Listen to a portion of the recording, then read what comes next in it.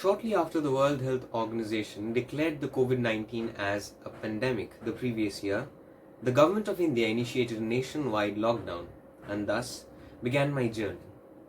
As soon as I heard this news, my mind was transported to a dystopian future straight out of a science fiction novel, and I was the protagonist. And not unlike any protagonist, I had no idea what was to come. Well, after this bit of dramatic imagination was over, the reality set in. The biggest change that occurred in my life, the life of a student, was that I could not go to school physically anymore.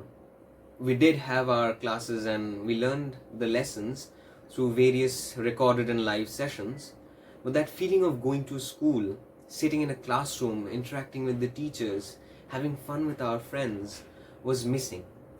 And it seemed empty, all of this. And the first thing which I realized after the lockdown began was that self-isolation in home meant a sedentary lifestyle. Because let's be honest, before there was any lockdown, we saw our home as a place to relax, to rest.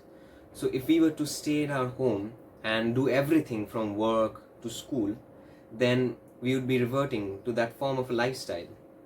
So the primary emphasis over here should be on our physical health. And when I say physical health, I do not mean the construction of a multi-million-dollar gymnasium and pumping iron from dawn to dusk. No, that's certainly not what I mean. Exercising for 15 to 20 minutes every day, with the exercises being of light to moderate intensity, can go a long way. And believe me, this is not something which I read in an article or one of my relatives suggested it to me. I have been religiously following this and have been incorporating an exercise routine into my everyday life. And it has made a big difference, I should say, because when there was no lockdown and when I could really go to school, then I was very physically active and I would have a lot of fun during the break times and the physical education classes. So I would say that exercising for 20 to 30 minutes every day has kept my fitness level pretty constant.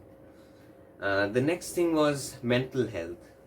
Isolation might help the society and prevent the spread of coronavirus, but after a short time, we are faced with mental states like anxiety and overthinking. Again, the easiest way to cope with this is meditating for again 5 to 10 minutes or engaging in some sort of breath work.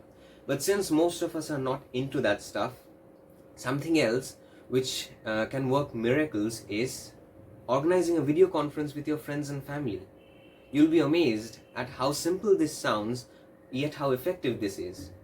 As for me and my friend circle, we would organize one video conference every week where we would laugh, we would crack jokes and spend some wonderful time. And although it never really filled that void of not meeting our friends physically, it did sort of ease the pain, I should say. And since with the lockdown, we ended up with a lot of free time in our hands, we were free to learn a new skill or pursue our hobbies.